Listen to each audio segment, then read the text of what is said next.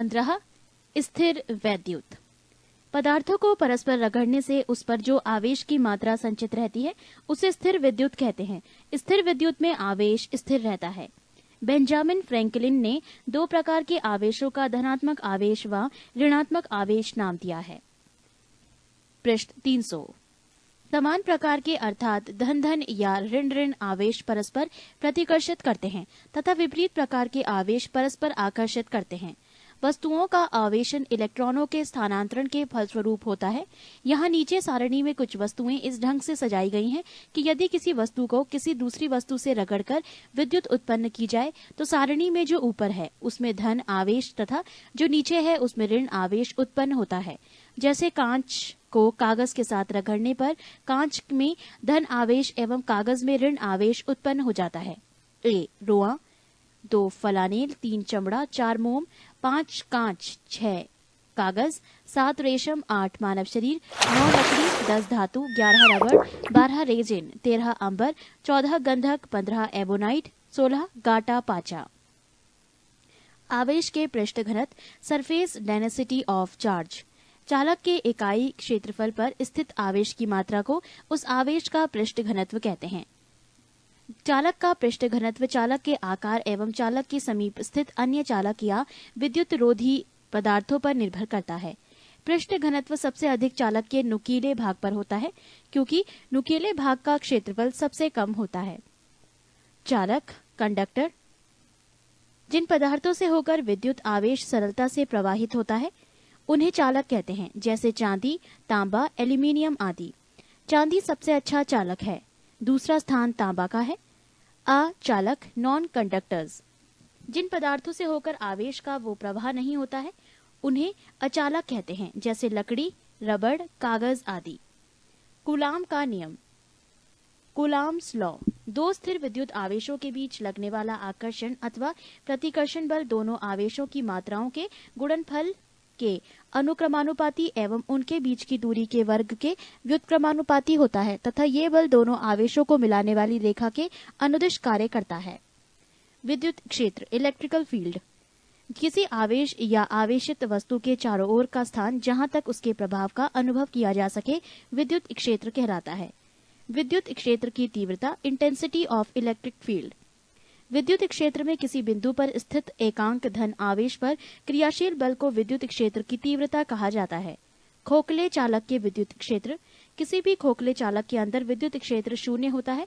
यदि ऐसे चालक को आवेशित किया जाए तो संपूर्ण आवेश उसके बाहरी पृष्ठ पर ही रहता है। अतः खोखला गोला एक विद्युत परीक्षक इलेक्ट्रोस्टैटिक शील्ड का कार्य करता है। यही कारण है कि यदि किसी कार पर तड़ित विद्युत गिर जाए तो कार के अंदर बैठे व्यक्ति पूर्ण सुरक्षित रहता है। तड़ित से प्राप्त विद्युत आवेश कार की बाहरी सतह पर ही रहता है। विद्युत विभव, इलेक्ट्रिकल पोटेंशियल। किसी धनात्मक आवेश को अनंत से विद्युत क्षेत्र के किसी बिंदु तक लाने के लिए किए गए कार्य W एवं आवेश का मान Q0 के अनुपात रेशो को उस बिंदु का विद्युत विभव कहा जाता है। विद्युत विभव का SI मात्रक वोल्ट होता है। ये एक अदिश राशि है। विभवांतर, पोटेंशियल डिफरेंस। एक कूलाम धनात्मक आवेश को विद्युत क्षेत्र में एक बिंदु से दूसरे बिंदु तक ले जाने में किए गए कार्य को उन बिंदुओं के मध्य विभवांतर कहते हैं। इसका मात्रक भी वोल्ट होता है। ये एक अदिश राशि है। पृष्ठ 301। विद्युत धारिता, इलेक्ट्रिक कैपेसिटी। किसी चालक की धारिता C चालक को दिए गए आवेश Q तथा उसके कारण चालक के विभव में होने वाले परिवर्तन V के अनुपात रेशियो को कहते हैं। विद्युत धारिता का SI मात्रक फैराड होता है। विद्युत सेल, इलेक्ट्रिक सेल। विद्युत सेल मुख्यतः दो प्रकार के होते हैं, एक प्राथमिक सेल, प्राइमरी सेल, 2 द्वितीयक सेल, सेकेंडरी सेल। प्राथमिक सेलों में रासायनिक ऊर्जा को सीधे विद्युत ऊर्जा में परिवर्तित किया जाता है। एक बार प्रयोग कर लेने के बाद ये बेकार हो जाता है। वोल्टीय सेल, लेक्लांशे सेल, डेनियल सेल, शुष्क सेल प्राथमिक सेल के उदाहरण हैं। द्वितीयक सेल में पहले विद्युत ऊर्जा को रासायनिक ऊर्जा में फिर रासायनिक ऊर्जा को विद्युत ऊर्जा में परिवर्तित किया जाता है। आवेशन चार्जिंग कर इसे बार बार प्रयोग में लाया जा सकता है। वोल्टीय सेल का आविष्कार 1799 ईस्वी में प्रोफेसर एलिजांडो वोल्टा ने किया था। इसमें जस्ते की छड़ कैथोड के रूप में, एक तांबे की छड़ एनोड के रूप में प्रयोग की जाती है। इन छड़ों को कांच के बर्तन में रखे सल्फ्यूरिक अम्ल में रखा जाता है। लेक्लांशे सेल में एनोड के रूप में कार्बन डाई छड़ एवं कैथोड के रूप में जस्ते की छड़ का प्रयोग किया जाता है। इन छड़ों को कांच के बर्तन में रखे अमोनियम क्लोराइड में रखा जाता है। लेक्लांशे सेल में एनोड के रूप में प्रयुक्त कार्बन की छड़ मैग्नीज डाइऑक्साइड व कार्बन के मिश्रण के बीच रखी जाती है। लेक्लांशे सेल को विद्युत वाहक बल यानी विभव लगभग 1.5 वोल्ट होता है। लेक्लांशे सेल का प्रयोग वहां किया जाता है जहां रुक रुक कर थोड़े समय के लिए विद्युत धारा की आवश्यकता होती है, जैसे विद्युत घंटी, टेलीफोन आदि। शुष्क सेल में जस्ते के बर्तन में मैग्नीज डाइऑक्साइड, अमोनियम क्लोराइड, नौसादर एवं कार्बन का मिश्रण भरा रहता है। इस मिश्रण के बीच में कार्बन की एक छड़ रखी रहती है। इसमें कार्बन की छड़ एनोड के रूप में एवं जस्ते के बर्तन कैथोड के रूप में कार्य करती है। इस सेल का विभव 1.5 वोल्ट होता है। 16. विद्युत धारा। विद्युत धारा किसी चालक में विद्युत आवेश के प्रवाह की दर को विद्युत धारा कहते हैं। विद्युत धारा की दिशा धन आवेश की गति की दिशा की ओर मानी जाती है। इसका एसआई मात्रक एम्पियर है। ये एक अदिश राशि है। 1 एम्पियर विद्युत धारा। यदि किसी चालक तार में 1 एम्पियर विद्युत धारा प्रवाहित हो रही है तो इसका अर्थ है कि उस तार में प्रति सेकंड 6.25 गुणा 10 की पावर 18 इलेक्ट्रॉन एक सिरे से प्रविष्ट होते हैं तथा इतने ही इलेक्ट्रॉन दूसरे सिरे से बाहर निकल जाते हैं। प्रतिरोध, रेसिस्टेंस। किसी चालक में विद्युत धारा के प्रवाहित होने पर चालक के परमाणुओं तथा अन्य कारकों द्वारा उत्पन्न किए गए व्यवधान को ही चालक का प्रतिरोध कहते हैं। इसका एसआई मात्रक ओम होता है। ओम का नियम, ओम्स लॉ। यदि चालक की भौतिक अवस्था जैसे ताप आदि में कोई परिवर्तन ना हो तो चालक के सिरों पर लगाया गया विभवांतर उसमें प्रवाहित धारा के अनुक्रमानुपाती होता है। यदि किसी चालक के दो बिंदुओं के बीच विभवांतर V वोल्ट होता था उसमें प्रवाहित धारा I एम्पियर हो तो ओम के नियमानुसार V अनुक्रमानुपाती I या V = RI, जहां R एक नियतांक है जिसे चालक का प्रतिरोध कहते हैं। पृष्ठ 302। ओमीय प्रतिरोध, ओमिक रेसिस्टेंस। जो चालक ओम के नियम का पालन करते हैं उनके प्रतिरोध को ओमीय प्रतिरोध कहते हैं, जैसे मैग्नीज का तार। अनओमीय प्रतिरोध, नॉन ओमिक रेसिस्टेंस। जो चालक ओम के नियम का पालन नहीं करते हैं उनके प्रतिरोध को अनओमीय प्रतिरोध कहते हैं, जैसे डायोड बल्ब का प्रतिरोध, ट्रायोड बल्ब का प्रतिरोध। चालकता, कंडक्टेंस। किसी चालक के प्रतिरोध के व्युत्क्रम का चालक की चालकता कहते हैं। इसे G से सूचित करते हैं, यानी G = 1/R। इसकी एसआई इकाई ओम की पावर -1 होता है, जिसे महो भी कहते हैं। इसका एसआई इकाई सीमेन भी होता है। विशिष्ट प्रतिरोध, स्पेसिफिक रेसिस्टेंस। किसी चालक का प्रतिरोध उसकी लंबाई के अनुक्रमानुपाती तथा उसके अनुप्रस्थ काट के क्षेत्रफल के व्युत्क्रमानुपाती होता है। अर्थात यदि चालक की लंबाई I और उसकी अनुप्रस्थ काट का क्षेत्रफल A है तो R डायरेक्टली प्रोपोर्शनल I/A या R = रो सही I/A, जहां रो एक नियतांक है, इसी चालक का विशिष्ट प्रतिरोध कहा जाता है। अतः एक ही पदार्थ के बने हुए मोटे तार का प्रतिरोध कम तथा पतले तार का प्रतिरोध अधिक होता है। विशिष्ट चालकता, कंडक्टिविटी। किसी चालक के विशिष्ट प्रतिरोध के व्युत्क्रम को चालक का विशिष्ट चालकता कहते हैं। इसे छोटा सिग्मा = 1/ρ। इसकी एसआई इकाई ओम की पावर -1 मीटर की पावर -1 यानी ओम²-1 m²-1 होती है। प्रतिरोधों का संयोजन, कॉम्बिनेशन ऑफ रेसिस्टेंस। सामान्यतः प्रतिरोधों का संयोजन दो प्रकार से होता है। एक श्रेणी क्रम सीरीज कॉम्बिनेशन में, दो समानांतर क्रम पैरेलल कॉम्बिनेशन में। श्रेणी क्रम में संयोजित प्रतिरोधों का समतुल्य प्रतिरोध समस्त प्रतिरोधों के योग के बराबर होता है। समानांतर क्रम में संयोजित प्रतिरोधों के समतुल्य प्रतिरोध का व्युत्क्रम इनवर्स उनके प्रतिरोधों के व्युत्क्रमों के योग के बराबर होता है। विद्युत शक्ति, इलेक्ट्रिक पावर। विद्युत परिपथ में ऊर्जा के क्षय होने की दर को शक्ति कहते हैं। इसका एसआई मात्रक वोट होता है। किलोवाट घंटा मात्रक अथवा यूनिट। 1 किलोवाट घंटा मात्रक अथवा 1 यूनिट विद्युत ऊर्जा का व्यय मात्रा है जो कि किसी परिपथ में 1 घंटा में व्यय होती है, जबकि परिपथ में 1 किलोवाट की शक्ति हो। किलोवाट घंटा मात्रक बराबर वोल्ट गुणा एम्पियर गुणा घंटा बटे 1000 बराबर वाट गुणा घंटा बटे 1000। अमीटर, विद्युत धारा को एम्पियर में मापने वाले के लिए अमीटर मापक यंत्र का प्रयोग किया जाता है। इसे परिपथ में सदैव श्रेणी क्रम में लगाया जाता है। एक आदर्श अमीटर का प्रतिरोध 0 होना चाहिए। वोल्टमीटर, वोल्टमीटर का प्रयोग परिपथ के किन्हीं दो बिंदुओं के बीच विभवांतर मापने में किया जाता है। इसे परिपथ में सदैव समानांतर क्रम में लगाया जाता है। एक आदर्श वोल्टामीटर का प्रतिरोध अनंत होना चाहिए। विद्युत फ्यूज, इलेक्ट्रिक फ्यूज, विद्युत फ्यूज का प्रयोग परिपथ में लगे उपकरणों की सुरक्षा के लिए किया जाता है। ये टिन 63% व सीसा 37% की मिश्र धातु का बना होता है। ये सदैव परिपथ के साथ श्रेणी क्रम में जोड़ा जाता है। इसका गलनांक कम होता है। गैल्वेनोमीटर, विद्युत परिपथ में विद्युत धारा की उपस्थिति बनाने वाला एक यंत्र है। इसकी सहायता से 10 की पावर -6 एम्पियर तक की विद्युत धारा को मापा जा सकता है। पृष्ठ 303। शंट का उपयोग। शंट एक अत्यंत कम प्रतिरोध वाला तार होता है जिसे गैल्वेनोमीटर के समानांतर क्रम में लगाकर अमीटर बनाया जाता है। गैल्वेनोमीटर के श्रेणी क्रम में एक उच्च प्रतिरोध लगाकर वोल्टमीटर बनाया जाता है। ट्रांसफार्मर, विद्युत चुंबकीय प्रेरण के सिद्धांत पर कार्य करने वाला ये एक ऐसा यंत्र है जो उच्च एसी वोल्टेज को निम्न एसी वोल्टेज में एवं निम्न एसी वोल्टेज को उच्च एसी वोल्टेज में बदल देता है। ये केवल प्रत्यावर्ती धारा एसी के लिए प्रयुक्त किया जाता है। एसी डायनेमो या जनरेटर, ये यांत्रिक ऊर्जा को विद्युत ऊर्जा में परिवर्तित करता है। ये विद्युत चुंबकीय प्रेरण के सिद्धांत पर कार्य करता है। विद्युत मोटर, इलेक्ट्रिक मोटर, ये एक ऐसा यंत्र है जो विद्युत ऊर्जा को यांत्रिक ऊर्जा में बदल देता है। ये विद्युत चुंबकीय प्रेरण के सिद्धांत पर कार्य नहीं करता है। माइक्रोफोन, ये ध्वनि ऊर्जा को विद्युत ऊर्जा में परिवर्तित करता है। माइक्रोफोन विद्युत चुंबकीय प्रेरण के सिद्धांत पर आधारित होता है।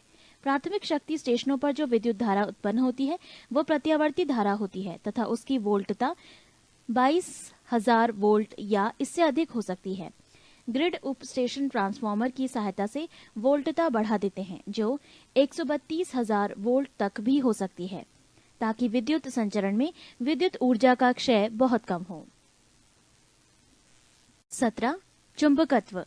प्राकृतिक चुंबक लोहे का ऑक्साइड Fe3O4 है। इसका कोई निश्चित आकार नहीं होता है। कृत्रिम विधियों द्वारा बनाए गए चुंबक को कृत्रिम चुंबक कहते हैं। ये लोहा, इस्पात, कोबाल्ट आदि से बनाया जा सकता है। ये विभिन्न आकृति की होती है जैसे छड़, घोड़ानाल चुंबक, चुंबकीय सुई आदि। चुंबक लोहे को अपनी ओर आकर्षित करता है। इस गुण को चुंबकत्व कहते हैं। चुंबक के सिरों के समीप चुंबकत्व सबसे अधिक होता है। वो क्षेत्र चुंबक के ध्रुव पोल कहलाते हैं। चुंबक के ठीक मध्य में चुंबकत्व नहीं होता। चुंबक को क्षैतिज तल में स्वतंत्रता पूर्वक लटकाने पर उसका एक ध्रुव सदैव उत्तर की ओर तथा दूसरा ध्रुव सदैव दक्षिण की ओर ठहरता है। उत्तर की ओर ठहरने वाले ध्रुव को उत्तरी ध्रुव नॉर्थ पोल तथा दक्षिण की ओर ठहरने वाले ध्रुव को दक्षिणी ध्रुव साउथ पोल कहते हैं। चुंबक के दो ध्रुवों को मिलाने वाली रेखा को चुंबकीय अक्ष कहते हैं। समान ध्रुव में प्रतिकर्षण एवं असमान ध्रुव में आकर्षण होता है। चुंबक चुंबकीय पदार्थों में प्रेरण इंडक्शन द्वारा चुंबकत्व उत्पन्न कर देता है। चुंबकीय क्षेत्र मैग्नेटिक फील्ड, चुंबक के चारों ओर वो क्षेत्र जिसमें चुंबक के प्रभाव का अनुभव किया जा सकता है चुंबकीय क्षेत्र कहलाता है। चुंबकीय क्षेत्र की तीव्रता, चुंबकीय क्षेत्र में क्षेत्र के लंबवत एकांक लंबाई का ऐसा चालक तार रखा जाए जिसमें एकांक प्रबलता की धारा प्रवाहित हो रही हो तो चालक पर लगने वाला बल ही चुंबकीय क्षेत्र की तीव्रता की माप होगी। चुंबकीय क्षेत्र की तीव्रता एक सदिश राशि है। इसका मात्रक न्यूटन प्रति एम्पियर मीटर अथवा वेबर प्रति मीटर स्क्वायर या टेस्ला टी होता है। चुंबकीय बल रेखाएं मैग्नेटिक लाइंस ऑफ फोर्स, चुंबकीय क्षेत्र में बल रेखाएं वो काल्पनिक रेखाएं हैं जो उस स्थान में चुंबकीय क्षेत्र की दिशा को अविरत प्रदर्शन करती है। चुंबकीय बल रेखा के किसी भी बिंदु पर खींची गई स्पर्श रेखा उस बिंदु पर चुंबकीय क्षेत्र की दिशा को प्रदर्शित करती है। पृष्ठ 304। चुंबकीय बल रेखाओं के गुण। 1. चुंबकीय बल रेखाएं सदैव चुंबक के उत्तरी ध्रुव से निकलती है तथा वक्र बनाती हुई दक्षिणी ध्रुव में प्रवेश कर जाती है और चुंबक के अंदर से होती हुई पुनः उत्तरी ध्रुव पर वापस आती है। 2. दो बल रेखाएं एक दूसरे को कभी नहीं काटती। 3. चुंबकीय क्षेत्र जहां प्रबल होता है वहां बल रेखाएं पास पास होती हैं। 4. एक समान चुंबकीय क्षेत्र की बल रेखाएं परस्पर समानांतर एवं बराबर बराबर दूरियों पर होती हैं। चुंबकीय पदार्थ मैग्नेटिक सब्सटेंसेस। 1. प्रतिचुंबकीय पदार्थ डायामैग्नेटिक सब्सटेंसेस। प्रतिचुंबकीय पदार्थ वो पदार्थ हैं जो चुंबकीय क्षेत्र में रखे जाने पर क्षेत्र की विपरीत दिशा में चुंबकित हो जाते हैं। जस्ता, बिस्मथ, तांबा, चांदी, सोना, हीरा, नमक, जल आदि प्रतिचुंबकीय पदार्थों के उदाहरण हैं। 2. अनुचुंबकीय पदार्थ पैरामैग्नेटिक सब्सटेंसेस। अनुचुंबकीय पदार्थ वो पदार्थ हैं जो चुंबकीय क्षेत्र में रखने पर क्षेत्र की दिशा में थोड़ी सी एक से कम चुंबकीय हो जाते हैं। Platinum, chromium, sodium, aluminium, oxygen आदि इसके उदाहरण हैं। 3. लोह चुंबकीय फेरोमैग्नेटिक सब्सटेंसेस। लोह चुंबकीय पदार्थ वो पदार्थ हैं जो चुंबकीय क्षेत्र में रखने पर क्षेत्र की दिशा में प्रबल रूप से चुंबकित हो जाते हैं। लोहा, निकल, कोबाल्ट, इस्पात इसके उदाहरण हैं। डोमेन। लोह चुंबकीय पदार्थ में प्रत्येक परमाणु ही एक चुंबक होता है और उनमें असंख्य परमाणुओं के समूह होते हैं जिन्हें डोमेन कहते हैं। एक डोमेन में 10 की पावर 18 से 10 की पावर 21 तक परमाणु होते हैं। लोह चुंबकीय पदार्थों का तीव्र चुंबकत्व इन डोमेनों के कारण ही होता है। क्यूरी ताप, क्यूरी टेम्परेचर। क्यूरी ताप वो ताप है जिसके ऊपर पदार्थ अनुचुंबकीय व जिसके नीचे पदार्थ लोह चुंबकीय होता है। लोहा एवं निकल के लिए क्यूरी ताप के मान क्रमशः 770 डिग्री सेल्सियस तथा 358 डिग्री सेल्सियस होता है। अस्थायी चुंबक बनाने के लिए नर्म लोहे का प्रयोग किया जाता है। स्थायी चुंबक बनाने के लिए इस्पात स्टील का प्रयोग किया जाता है। भू चुंबकत्व टेरेस्ट्रियल मैग्नेटिज्म। किसी स्थान पर पृथ्वी के चुंबकीय क्षेत्र को 3 तत्वों द्वारा व्यक्त किया जाता है। दिक्पात कोण एंगल ऑफ डेक्लाइनेशन, नमन कोण एंगल ऑफ डिप तथा चुंबकीय क्षेत्र की क्षैतिज घटक horizontal component of earth's magnetic field. 1. दिक्पात कोण। किसी स्थान पर भौगोलिक याम्योत्तर तथा चुंबकीय याम्योत्तर के बीच के कोण को दिक्पात कोण कहते हैं। 2. नमन कोण। किसी स्थान पर पृथ्वी का संपूर्ण चुंबकीय क्षेत्र क्षैतिज तल के साथ जितना कोण बनता है उसे उस स्थान का नमन कोण कहते हैं। पृथ्वी के ध्रुव पर नमन कोण का मान 90 डिग्री तथा विषुवत रेखा पर 0 डिग्री होता है। 3. चुंबकीय क्षेत्र के क्षैतिज घटक। पृथ्वी के संपूर्ण चुंबकीय क्षेत्र के क्षैतिज घटक H अलग अलग स्थानों पर अलग अलग होता है, परंतु उसका मान लगभग 0.4 गॉस या 0.4 गुणा 10 की पावर -4 टेस्ला होता है। पृष्ठ 305। 18. परमाणु भौतिकी। परमाणु एटॉम। परमाणु वो सूक्ष्मतम कण हैं जो रासायनिक क्रिया में भाग ले सकते हैं परंतु स्वतंत्र अवस्था में नहीं रहते। परमाणु मुख्यतः 3 मूल कणों इलेक्ट्रॉन, प्रोटॉन व न्यूट्रॉन से मिलकर बना होता है। परमाणु के केंद्र में एक नाभिक होता है जिसमें प्रोटॉन एवं न्यूट्रॉन रहते हैं। इलेक्ट्रॉन नाभिक के चारों ओर चक्कर लगाते हैं। परमाणु में प्रोटॉन एवं इलेक्ट्रॉन की संख्या समान एवं आवेश विपरीत होते हैं जिसके कारण ये उदासीन होता है। मूल कणों की विशेषताएं। कण प्रोटॉन द्रव्यमान किलोग्राम में 1.672 गुणा 10 की पावर -27 किलोग्राम। आवेश कूलाम प्लस 1.6 गुणा 10 की पावर -19। खोजकर्ता गोल्ड स्टीन। कण न्यूट्रॉन द्रव्यमान 1.675 गुणा 10 की पावर -27। आवेश कूलाम 0। खोजकर्ता चैडविक। कण इलेक्ट्रॉन द्रव्यमान 9.108 गुणा 10 की पावर -31। आवेश कूलाम -1.6 गुणा 10 की पावर -19। खोजकर्ता जे थॉमसन। आज मूल कणों की संख्या 30 से ऊपर पहुंच चुकी है। कुछ प्रमुख मूल कणों का विवरण निम्न है।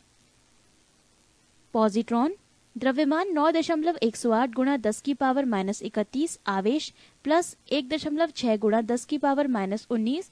खोजकर्ता एंडरसन। विशेष इलेक्ट्रॉन का एंटिक कण। पाई मैसॉन द्रव्यमान इलेक्ट्रॉन का 274 गुणा। आवेश धनात्मक एवं ऋणात्मक दोनों। खोजकर्ता युकावा। विशेष अस्थायी जीवन काल 10 की पावर -8 सेकेंड।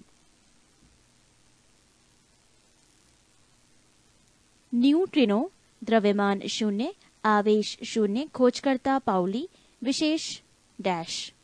फोटॉन द्रव्यमान 0, आवेश 0, खोजकर्ता आइंस्टीन, विशेष इसका वेग प्रकाश के वेग के बराबर होता है।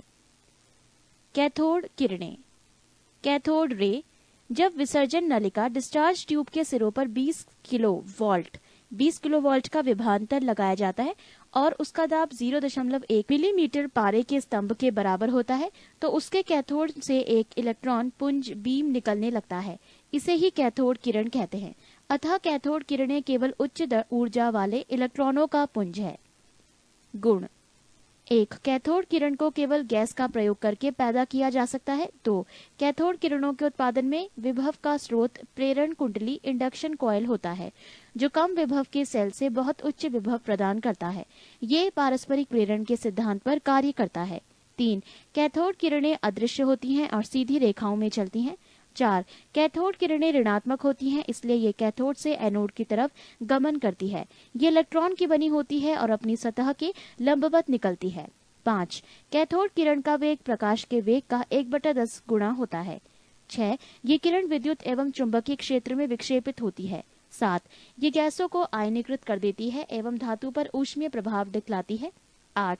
ये फोटोग्राफिक प्लेट को प्रभावित करती है। 9. इसकी वेधन क्षमता कम होती है। ये पतली धातु की चादर से पार कर जाती है। 10.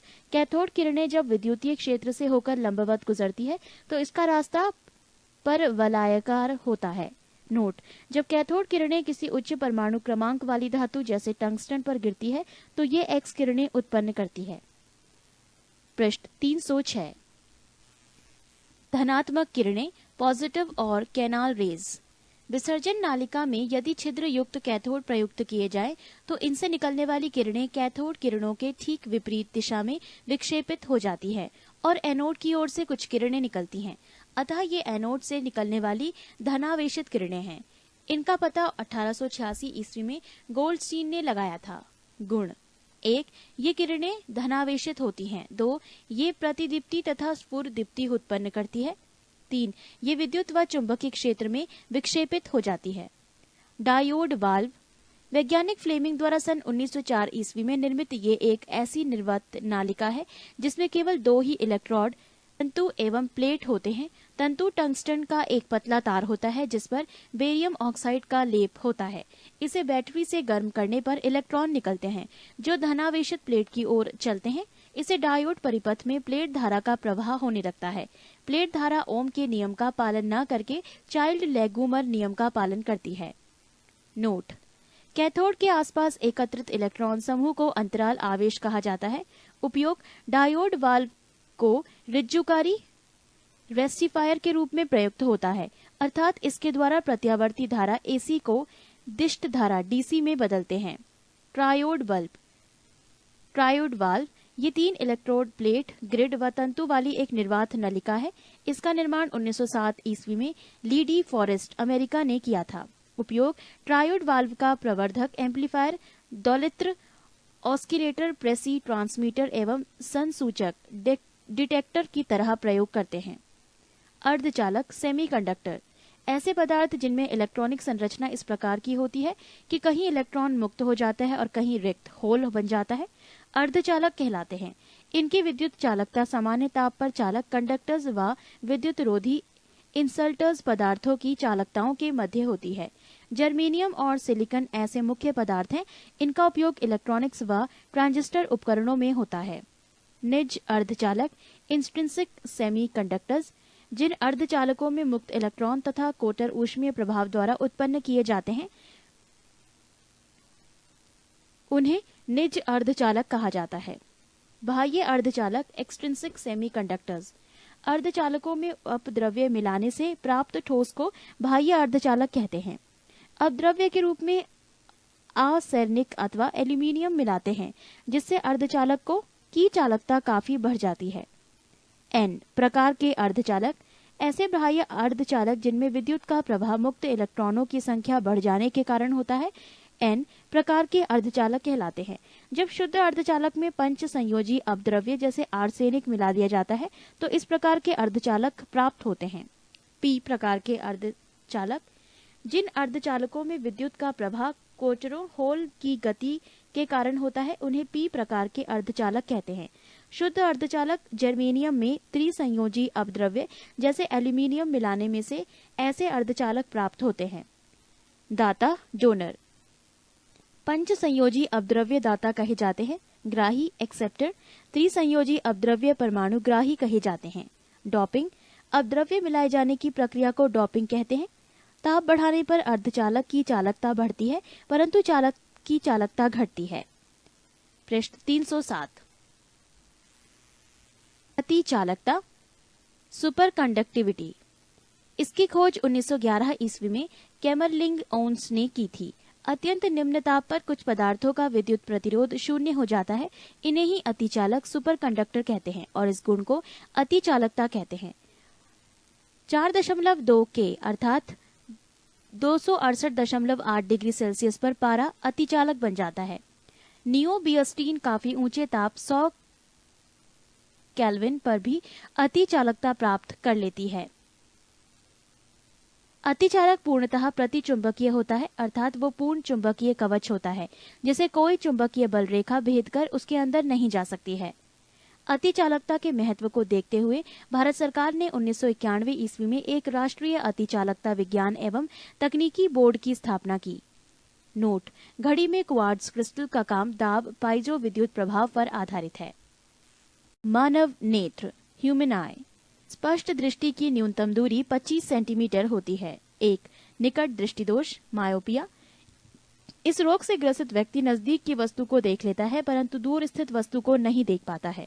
कारण 1 लेंस की गोलाई बढ़ जाती है, 2 लेंस की फोकस दूरी घट जाती है, 3 लेंस की क्षमता बढ़ जाती है। इस कारण वस्तु का प्रतिबिंब रेटिना पर न बनकर रेटिना के आगे बन जाता है। रोग का निवारण निकट दृष्टि दोष के निवारण के लिए उपयुक्त फोकस दूरी के अवतल लेंस का प्रयोग किया जाता है। पृष्ठ 299 2 दूर दृष्टि दोष हाइपरमेट्रोपिया। इस रोग से ग्रसित व्यक्ति को दूर की वस्तु दिखाई पड़ती है, निकट की वस्तु दिखाई नहीं पड़ती है। कारण 1 लेंस की गोलाई कम हो जाती है, 2 लेंस की फोकस दूरी बढ़ जाती है, 3 लेंस की क्षमता घट जाती है। इस रोग में निकट की वस्तु का प्रतिबिंब रेटिना के पीछे बनता है। रोग का निवारण इस दोष के निवारण के लिए उपयुक्त फोकस दूरी के उत्तल लेंस का प्रयोग किया जाता है। 3 जरा दृष्टि दोष प्रेस बायोपिया। वृद्धावस्था के कारण आंख की सामंजस्य क्षमता घट जाती है या समाप्त हो जाती है जिसके कारण व्यक्ति ना तो दूर की वस्तु और ना निकट की ही वस्तु देख पाता है। रोग का निवारण इस रोग के निवारण के लिए द्विफोकसी लेंस उभय आतल लेंस या बाईफोकल लेंस का उपयोग किया जाता है। 4 दृष्टि वैषम्य या अबिंदुकता एस्टिग्मेटिज्म। इसमें नेत्र क्षैतिज दिशा में तो ठीक देख पाता है परंतु ऊर्ध्व दिशा में नहीं देख पाता है। इसके निवारण हेतु बेलनाकार लेंस सिलेंड्रिकल लेंस का प्रयोग किया जाता है। नोट 1 रेटिना की शंकु क्रॉन्स कोशिका से रंग व एवं छड़ रॉड्स कोशिका से प्रकाश की तीव्रता का आभास होता है। 2 जब आंख में धूल जाती है तो उसका नेत्र श्लेष्मता कंजक्टिविया अंग सूज जाता है और लाल हो जाता है। 3 आंख के रंग से मतलब आइरिस के रंग से होता है। सूक्ष्मदर्शी तथा दूरदर्शी माइक्रोस्कोप एंड टेलीस्कोप। सरल सूक्ष्मदर्शी ये कम फोकस दूरी का उत्तल लेंस होता है। इसमें वस्तु का आकार वस्तु द्वारा नेत्र पर बनाए गए दर्शन कोण पर निर्भर करता है। दर्शन कोण जितना छोटा होता है उतना ही वस्तु छोटी दिखाई पड़ती है। सरल सूक्ष्मदर्शी का आवर्धन क्षमता m बराबर 1 प्लस d/5 जहां d बराबर 25 सेंटीमीटर, f बराबर लेंस की फोकस दूरी। संयुक्त सूक्ष्मदर्शी कंपाउंड माइक्रोस्कोप। इसमें एक ही अक्ष पर 2 उत्तल लेंस लगे होते हैं। जो लेंस वस्तु की ओर होता है उसे अभिदृश्यक लेंस ऑब्जेक्टिव लेंस और जो आंख के समीप होता है उसे अभिनेत्र लेंस आई लेंस कहते हैं। अभिदृश्यक लेंस के का द्वारक मुख्य व्यास अभिनेत्र लेंस की अपेक्षा छोटा होता है। नेत्रिका तथा अभिदृश्यक में जितनी ही कम फोकस दूरी के लेंसों का उपयोग होता है उसकी आवर्धन क्षमता उतनी ही अधिक होती है। दूरदर्शी टेलीस्कोप।